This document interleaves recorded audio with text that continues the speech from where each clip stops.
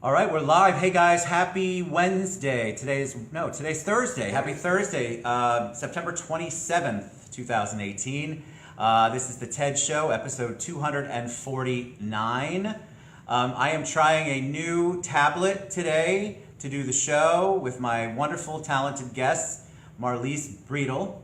Right? Yes, okay. That's right. So Jim Gray is on. Hey Jim, hey guys, will you give us a thumbs up, Althea? Let us know you can hear us or see us, because this is a brand new thing for me on this particular tablet, and I have no idea if I have it set right, if anything's coming through. Hi Diane. Just give me one of the thumbs up and let me know you guys can hear us or see us, because I don't want you to miss Marlies talking about decluttering our lives. All right, Juliana, thank you. Bill Moore, perfect. All right, so let us know. I'm not sure if this thing's going to pop out of its stand. It's going to be an interesting thing. So welcome. Thank you for having me. I'm so excited to have you, because I think the topic, and you can explain what you do, and we'll get into that, I picked based on your bio and what you do, is decluttering your life. And I think you talked a little bit about that. You and I were messaging. So give us a little background on you, Marlies. I learned a little bit, but it's good for them to hear it. Okay, well, I'm Marlies Bredel, and I've been in the United States since I was 14. I'm originally from Germany. Made my citizenship probably 10 years ago. And I was telling her she's got no accent. Like there's no, and that's because you went to U.S. schools. You went to American schools in Germany. Yes, I went to American schools in Germany and lived with the Germans, so I was bilingual, and moved here when I was 13 to Atlanta. My dad my dad retired in Atlanta, and by the time I left Atlanta, I was saying, hey, you all, let's play your guitar. Hey, you all, your guitar. With no German accent whatsoever. No German accent, no. When you are bilingual at a young age, you can very easily convert over and lose that accent. My mother didn't learn English until she was in her 20s. Wow. So she still sounds like she just got off the boat. Yes. So my adult life, just to summarize a little bit about me, I've been an entrepreneur pretty much all my life. Didn't like college. Everybody else was going to college. I, for some reason, felt like I was an outcast because I just didn't want to go to school. And in 20 years ago, people didn't talk about being an entrepreneur like they do today. That's true. They did not. They didn't. I really didn't know what the word meant, and didn't realize that that's really what, and especially in public schools, they don't promote being an entrepreneur, which is, I think, is a missing link. I think it should be promoted. But anyway, that's my... Well, I think that's a great point, but I feel like they're getting better about it. Mm-hmm. When I was going to school, the whole thing was you either got a job or you went to college. There was no in between. This generation, it seems like there's definitely more of an entrepreneurial spirit. Yes. And people are learning how to be an entrepreneur. They're making a decision based on just the traditional, well, you have to go to 4 years of college or you're not going to have a job. Correct. They're really trying to build their own way. So I agree with you. I wasn't back then, but it's certainly a lot. It's definitely a lot better now. Yeah, so I happened to live next to a neighbor who was a business manager who helped small businesses grow, and he told me he thought I had the skills to be an entrepreneur, and at the time I was driving limousines part-time, and decided to look into purchasing my own. How did you get into limousines? I wanted something fun to do on the weekends, driving around crazy people. You know we're all crazy when we're in a limo, right? Oh my God, my friends always said I should have wrote a book. You probably should have. Limo Confessions. Yes, the stories you can tell from the front seat of limousine, and I loved it. I couldn't wait to get a limousine in the weekends and drive people around for really practically 20 hours on Saturday and on Sunday. I was obsessed with it. It was kind of crazy, but it was really enjoyable. So I decided to start my own. And I grew it for 14 years, and then decided to sell it. How is that? So are you basically on call all the time, or is there a season for it? Like when you're building your own, to me that's very interesting that a woman owner of a limousine company. I know. I know one. Sandy Cheshire used to own a limo company in town, and you're the second woman I've ever talked to that's owned the actual company. Because most of the times, a lot of times, what goes on in the limo stays in the limo, and so you have to have this ability to keep it all secret. That's for sure. Well, I diversified. I had minibuses. We did a lot of Disney trips. Oh, cool. We did unique things. We had Mickey Mouse in the back of the limousine, Disney movies, refreshments. I had minibuses, vans. But I really think if women decide to step out of their box and take on a role that traditionally is for men, they can really soar. Not trying to be prejudiced in any means. No, I agree with you. We come with a different perspective, and we can really catapult to the next level. I just didn't let that stop me. I knew it's something I wanted to do, loved it, and I actually sold it through a broker to a gentleman that wanted something for his son. It was time for me to go on to do something else, so I decided to buy an art gallery at Universal Studios. Oh, I see. This is why I love not knowing anything about the guest, because I didn't know that. And hi, D2E, by the way. So, love the TED Show. Love you guys, Justin. An art gallery. Yes. Okay, so did you buy it here in Orlando in Central Florida? Yes, Wyland Galleries. Sure, Wyland, absolutely. Yes, Octavio Gomez was selling the art gallery at the Portofino. So I decided How cool. Who See, knew? you can't let fear stand in your way. Agreed. There's nothing to fear but fear itself. I agree. I have just as much fear as the next person, but you just catapult through that. And when you know it's fear, you say, okay, this is just fear, I'm going to go on. And so I went and looked at it and decided, oh my gosh, this is a good fit for me. So I purchased the art gallery, and of course, timing in life is also everything. It was poor timing. I bought it in 2007. Oh, Yes. yeah. So. But art, were you always a lover of art and that's why you purchased it? Or was it strictly a business decision? Or It was kind of a combination. If anybody knows who Gaylord Ho is, he makes beautiful porcelain and marble angels. Transcendent stood about 5 feet tall with a wingspan of about 3 feet. She was made of marble and porcelain. When I came down the steps of the Portofino, there she was with all the light shining on her. I was just taken by the beauty of this angel. And somebody told me, my spiritual mother said, when you find that business, you'll know it. And the moment I walked into that gallery, I just knew that was for me, and I knew I was home. so, and no experience. No experience running So an art running gallery. an art gallery is obviously different than appreciating art and loving art. Correct. I don't know why it's freezing. Here we go. You guys getting a little, this is all new, remember, so I see us freezing a little bit. So owning an art gallery, you can have a passion for art, but then the business part comes into The it. business part, but really truly running one business versus another, the fundamentals of running a business are all the same. You just have to apply the new talent. And Octavio Gomez from Wyland took me through the training of how to identify all the artists, because there's actually 9 steps of selling art. From the time that people enter the gallery to the time they leave, it's not just random willy-nilly. There's actually a procedure selling it. And we followed that procedures that worked so well, the techniques, and it was very successful.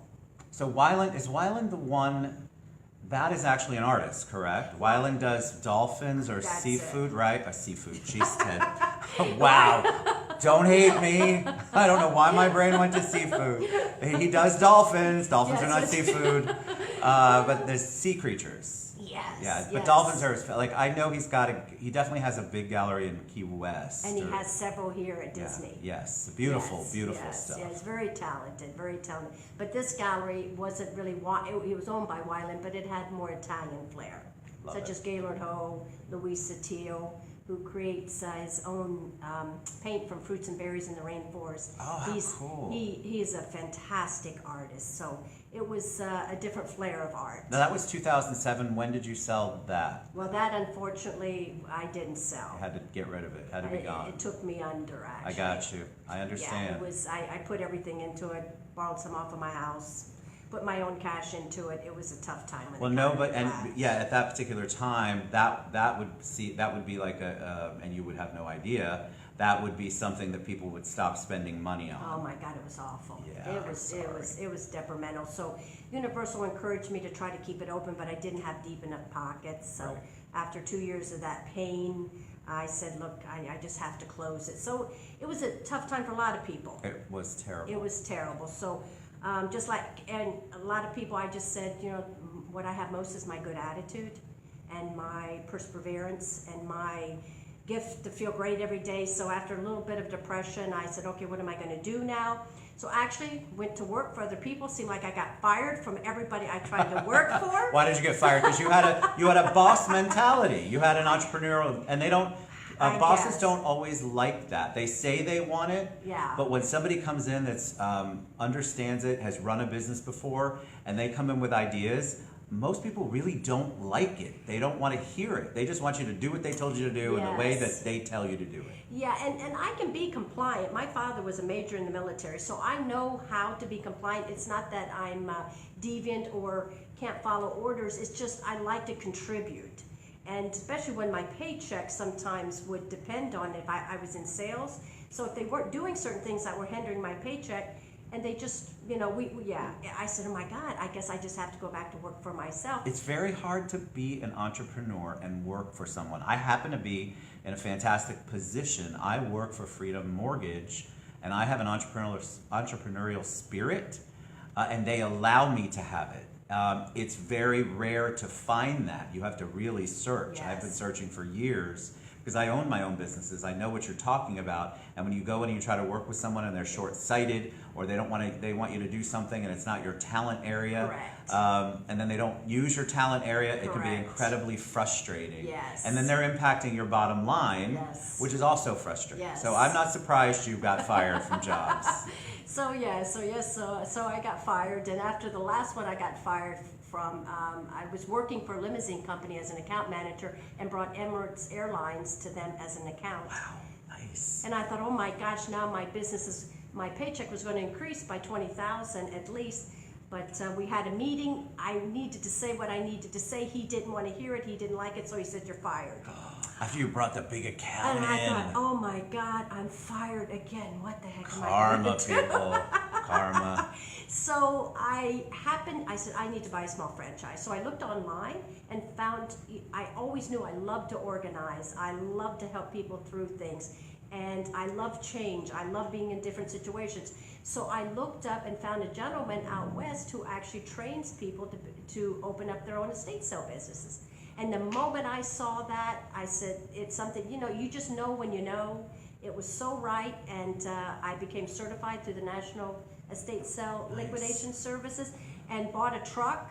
Never ran one show, hired a couple people, and now in my third year. So I'm fascinated by estate sales, and obviously the title is Decluttering Your Life, because you see the impact of not doing that, and so you can give good advice on how maybe some people can prepare for that. First of all, estate sales, immediately people go, oh my God, somebody died, I don't want to think about it. It's like life insurance, it's all of that. But when hey Sharon, when they see you, that when something happens, they need you. Mm-hmm. We had an estate sale, my mother-in-law's still alive, but she was going into an assisted living, one where she can fully function, thank God, at 90, God bless her. She still got all her wits about her.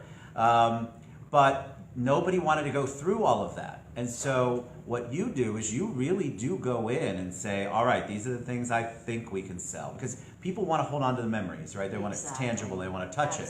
So sometimes you have to come in and be the stern parent, the person who has to tell them things they don't want to hear. Right. So share some of those experiences, because I think all of us, I'm one of those people that likes to hold on to everything. I have the macaroni picture that all three kids made me in the 2nd grade, and Stacy wants to throw everything out, and I want to keep it all. Oh yeah, Stacy's like my wife, and she's like, get rid of it. Yes, I go, no, what happens? And so one of the things I've started to do, and then I want you to give tips, I've started to take pictures of the things, and then I can let them go. It's still difficult. I got to tell you, I have to have somebody else throw it out. I don't want to throw it out. But you know that when something's going on and you need to go through the house, it can be a painful, difficult thing that people are going through. So talk about some of the things that we can do to declutter our lives. Well, what I always tried to help my clients that are stuck is I tried to get them to focus on the memories and focus on where they're going. Now no longer they have to have the burden of the big yards, the mowing of the grass, all the things associated with taking care of a home. Now they're going to a simpler life. Maybe they're going to move in with their children. They're going to be closer to their children. Focus on your grandchildren. Focus on being with your family. This is just stuff. At the end of the day, I know we're also attached to it, but what's really most important? Let go of it, and believe it or not, once you do, most of our clients would say, oh my God, now that we're through the process, We know it was hard, and we know we had to let go at the time, but once we're through it, we feel so much better. It's freeing. Sharon just said that. Free. You're free. I've watched that show Hoarders, and since I'm borderline on that most days, I feel for them because they have, I mean, that's a diagnosable attachment to things. So it goes a lot deeper than me. I have to tell you that. Don't worry about it, guys. I have bigger fish to fry than hoarding.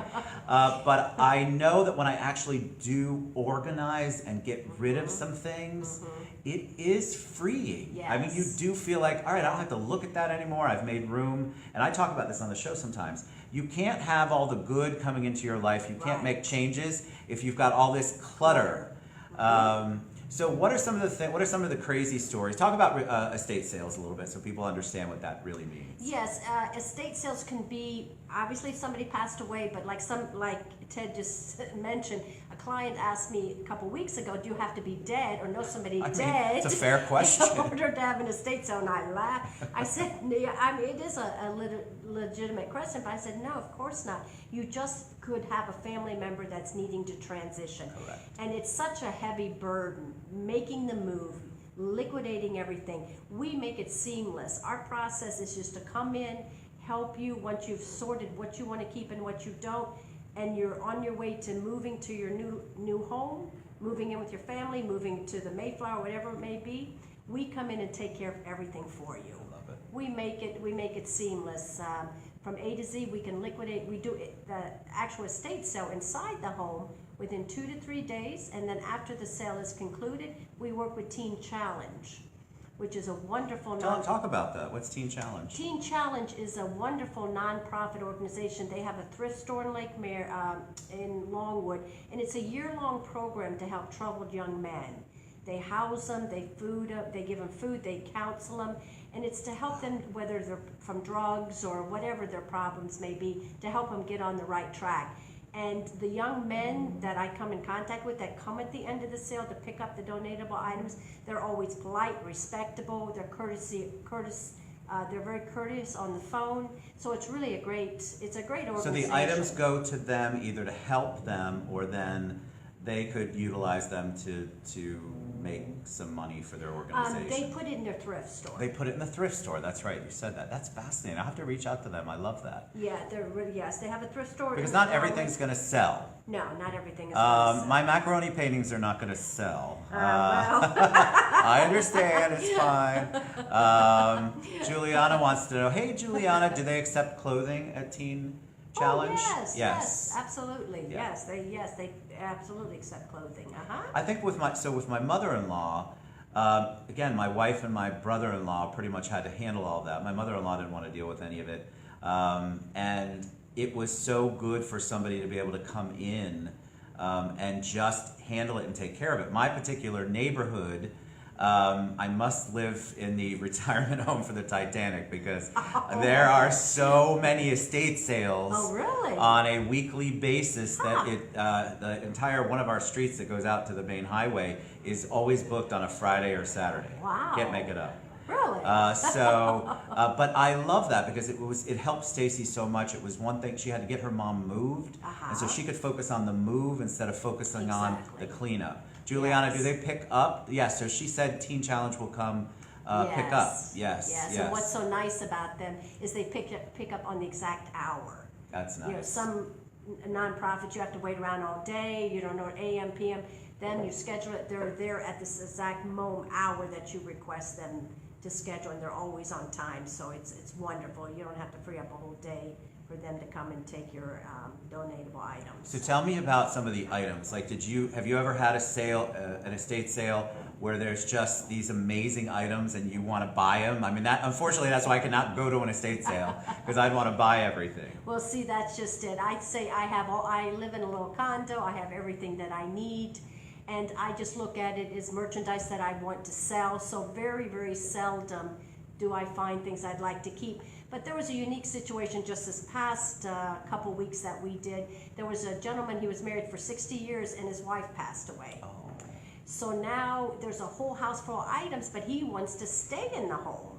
Well, that was even a more unique situation. Sure. So the daughters contacted me and I said, well, let me come and see if there's a way we can see through this. So we isolated a part of the house, the kitchen and his bedroom, and the rest of the house was being sold because his wife stuffed things. She worked for Dillard's. And she stuffed things everywhere. Every time we put up another table, the husband would come out and say, "Where did you find all these things? You sure you didn't bring them in?" I said, "No, your wife literally had all this stuff hidden." Isn't that amazing? And so we were able to do, and it was a little challenge. We usually prefer the person not to be there. He was crying at a certain time. Yeah, see, I would cry for them, with them. Yes, it was emotional. We had tea with him and really tried to soothe him. But she just passed away 3 months ago, so it was heartbreaking for him. We prefer them just to leave for the weekend. Sure. But he wanted to stay. He said he'd stay in his bedroom.